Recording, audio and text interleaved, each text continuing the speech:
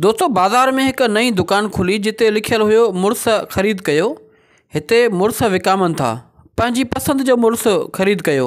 हिन दुकान खुलंदे ई औरतुनि जो हुजूम गॾु थी वियो। सभु औरतूं दुकान में दाख़िल थियण लाइ आतियूं हुयूं।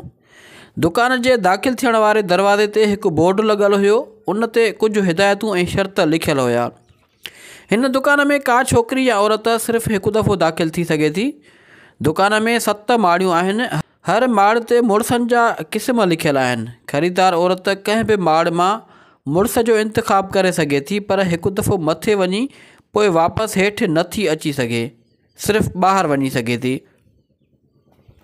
हिकु ख़ूबसूरत छोकिरी हिदायतूं पढ़ी दुकान में अंदरि वई।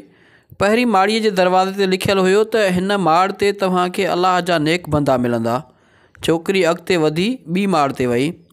ॿी माड़ जे दरवाज़े ते लिखियलु हुयो त हिन माड़ ते तव्हांखे सुठे रोज़गार वारा मुड़ुस मिलंदा।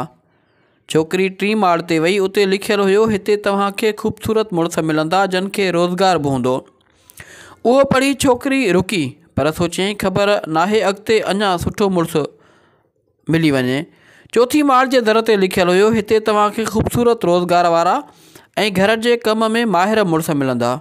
उहो पढ़ी छोकिरीअ जी दिलि ख़ुशि थी। सोचियो अहिड़ा बि मुड़ुस आहिनि दुनिया में, पर लालच थियसि त ख़बर नाहे अॻिते अञा बि सुठो मुड़ुसु मिले। सो 5 माड़ ते वई हली।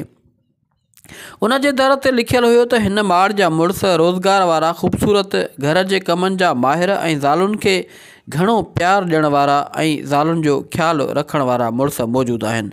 छोकिरीअ सोचियो हितां मुड़ुसु ख़रीद कयां, पर सोचियईं 6 माड़ ते अञा वधीक खूबियुनि वारो मुड़ुसु हूंदो। उते दर ते लिखियलु हुयो त हिन माड़ जा मुड़ुस रोज़गार वारा, ख़ूबसूरत, घर जे कमनि जा माहिर, ज़ालुनि खे प्यार करण वारा, ज़ालुनि जो ख़्यालु रखण वारा ऐं ॿारनि खे सही नमूने पालण वारा आहिनि। हाणे त छोकिरी खे गश ते आयो, चए अञा को ॿियो छा खपे, हिन माड़ तां मुड़ुसु वठां। पर वरी दिलि में सोचियईं त ख़बर नाहे 7 माड़ ते अञा सुठो मुड़ुसु हुजे। सो 7 ऐं आख़िरी माड़ ते वई। उते दर ते लिखियलु हुयो तव्हां हिन माड़ ते आयल 440 ई औरत आहियो। हिन माड़ ते को मुड़ुसु कोन्हे। ही माड़ियूं उन लाइ ठाहियूं वियूं आहिनि त असीं साबित कयूं त औरत खे मुतमिन करणु ॾाढो ॾुखियो आहे। ॾाकणियूं लही वापसि वञो। असांजे दुकान ते अचण जी महिरबानी।